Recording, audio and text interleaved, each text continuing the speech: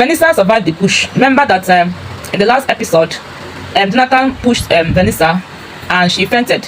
So in this episode 31, we see that Vanessa did not die. Okay, so Jonathan took her to the hospital.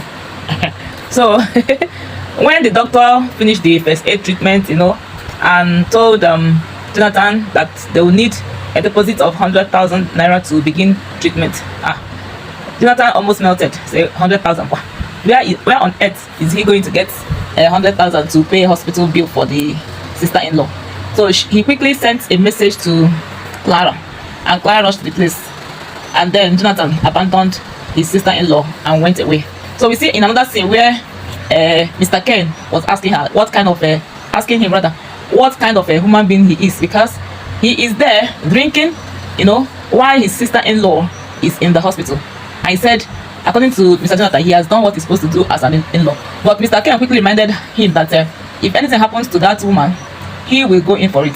And as usual, his friend Emeka was there to give him negative advice, which he is bound to take. As if that is not enough, we see Benny in the hospital, when she asks Vanessa, which is her auntie, if her father, Mr. Jonathan, has come to see her.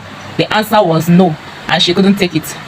So she decided to go and confront her father, and when she got to the house where her father was, she saw Mr. Ken. She also saw Emeka, and she lashed out at her father without even minding those two.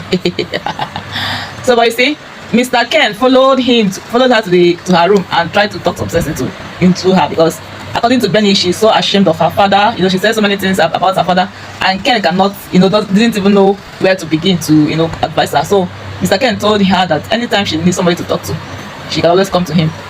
He also advised her, that's Mr. Ken advised Benny not to be rude to her father, no matter what. Meanwhile, in the hospital, I don't know what Benny told.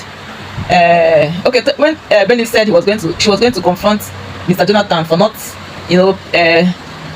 paying attention to the auntie, Clara's friend was there. I don't even know what they call it, Debbie or what. So she said, Clara told Benny not to go. Benny insisted on going, and she was like, can't you take the advice of your mother for once? And she lashed out at Debbie and told her that they have an unfinished business. Remember that Mr. Hanks told her that whoever sent that message, that got both of them entangled in a hotel room, sent it from the house. So their number one suspect is that Debbie. So she confronted her with it and then postponed the attack.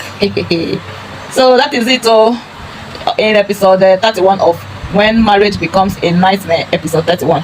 Remember to like my Facebook page, follow my Facebook page, subscribe to my YouTube channel to know when new episode drops and when new review drops. And before we go, let us quickly say that when Mr. Ken was in the room trying to say some reasonable words to Benny, Emeka was in the parlor instigating Jonathan that Ken may be taking advantage of Benny. And when after their discussion, when Mr. Ken was about to leave, he hugged Benny, and in the process of hugging Benny, Jonathan entered and they started fighting. Yeah.